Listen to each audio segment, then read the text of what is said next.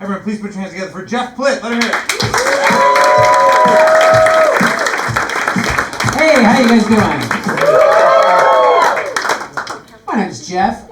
Let's see, I'll tell you a little bit about myself. I love science.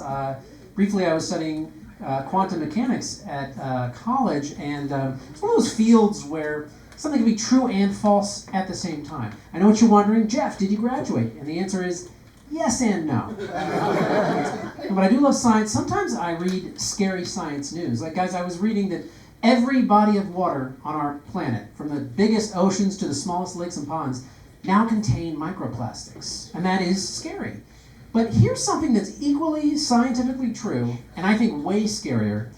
Every Cybertruck on this planet contains micro penis. Don't go in one, you'll find one. I always say that. I always do. I love history as well. I'm like you, I go on Wikipedia and I've got 20 tabs open. I read about this the other day. In the 1940s, there was a dentist, and this dentist's full name, title, and everything was Dr. Gay Hitler. Isn't that nuts? A dentist calling himself a doctor? I'll never get over it. I love the news. These are some true headlines and my thoughts about them. Elton John apparently signed a deal so that his hologram will, far after his death, continue performing. So if you're wondering when you're going to hear the last new Elton John song, I think it's going to be a long, long time. And this is a similar headline, also true. Jeffrey Epstein paid to have his sperm preserved for many years after his death. And to me, this just pisses me off. I mean, this is a dead pedophile, and he's got more liquid assets than I do.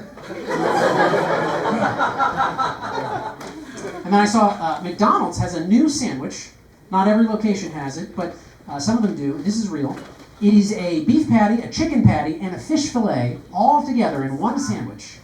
My favorite thing about this thing is what they called it. They named it perfectly. They called it the land, air, and sea. I can only imagine, because that's where your diarrhea will go when you eat this thing.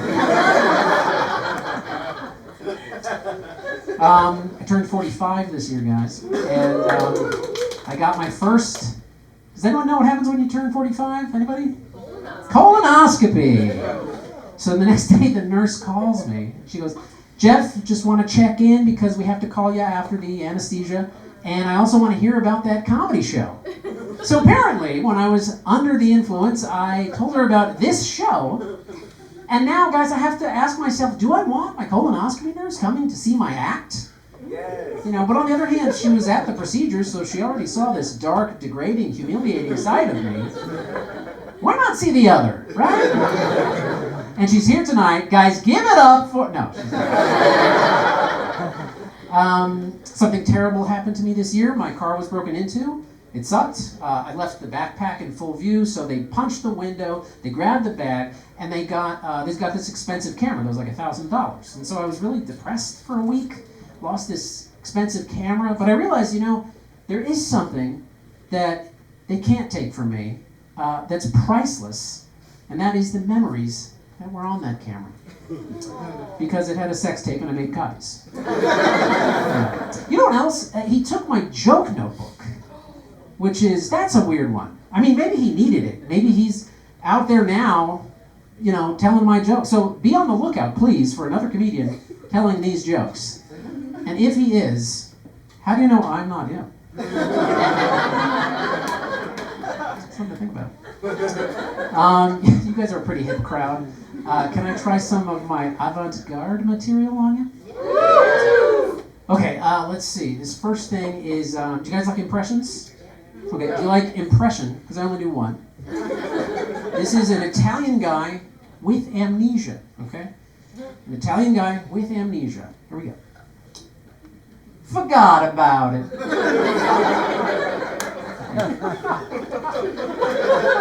This next thing is, I like to do unthinkable thoughts. I like to picture the unpicturable. I like to imagine the unimaginable. Guys, the other day I was thinking about a sperm that almost, but not quite, fertilizes the egg. I tried to picture it, and I couldn't because, as you know, it's inconceivable. is a joke I'll never tell again. And finally, a bit of advice. This is I think your life will be way better if you apply this at all times. I think in life it's very important to be genuine, especially when buying leather. That's worse than the last one. Guys, don't worry, it gets worse. I have some thoughts about AI. AI is in our life a lot now. AI had so much promise. It was supposed to enhance our humanity. It was supposed to cure cancer and connect us, and instead it seems to be ruining us and robbing us of our humanity, right? First of all, the kids in school are cheating on their term papers, and the teachers are using AI to grade the papers. I mean, at this point, we should just give the diploma to the Wi-Fi router. You know, it'd be cheaper. And then here's another thing: is I'm catching my friends and family using AI in their emails and texts to me. And what's the giveaway? It's too much punctuation, right? It's a real semicolon cancer now. But probably the worst thing is they use AI now in warfare, right? They're using it. I read that the Pentagon is using Grok in its targeting in the Middle East, which means right now there's probably an army general, out there saying, "Grok, you bombed Iraq. We're supposed to be bombing Iran." And Grok's like, "Great catch. Do you want me to search for some war crime lawyers for your tribunal?" It's crazy. Okay, I can tell you guys. I'll give you a choice. Do you want to hear a little bit of inside baseball about what it's like to be a comedian, or do you want to hear about my dating life and relationships? Your choice. Dating life. I heard about inside jokes about a comedian. I'm engaged now to a wonderful lady. Thank you. But before dating was rough. I was never very good at it. Back in high school, I had no game, none. Okay, my nickname was Olive Oil because I was extra virgin. I mean, some guys have bedroom eyes. You know what I'm talking about. Not me. I had living room nostrils. Not as good, guys. So then I was on the dating apps, and how many of you are here tonight because of a dating app? By a show of silence. Everybody. Okay. Now, I was on the apps. I was terrible at the apps. Like, things would be going really, really well, and then I just ruined them somehow. Like, I was on this one first date, and the girl and I, we were really vibing. Like, for 3 hours we were talking, it was great. And so I got my courage up, and I said, "So, you want to get out of here?" And she goes, "Yeah." I never saw her again. I was on this one app, and this girl came over with a full cooked meal, never got out of her car. Postmates, that's what it was called. No, but I did go on some good dates. I once had a one-night stand. Can I tell you guys about this? This is a racy story. It's a sexy story. Can I tell you this story? Come on. So, let me preface this by saying every man, at some point in his life, worries about penis size. It's totally normal. This guy knows what I'm talking about. I don't. Okay? I was with this girl. We went back to my place. We started having sex. And she goes, "Geoff, you've got a mean dick." She said, "Geoff, you've got a mean dick." Now, as a guy, you'll never forget if a girl tells you you have a mean dick.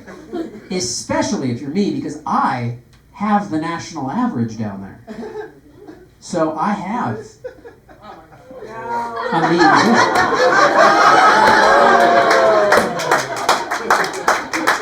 I'm bringing you guys medium dick energy, okay? It's a mode you may not be familiar with. I'm quite an outlier. I'll leave you guys with this. This is a dream I've always had. Never come true, so I figure why not tell as many people as possible. Maybe one day it will come true. Guys, I want to start a restaurant one day. And this restaurant will be a Jewish-Mexican fusion restaurant, which I will call Jalapenos. And I'll see you there. Thanks.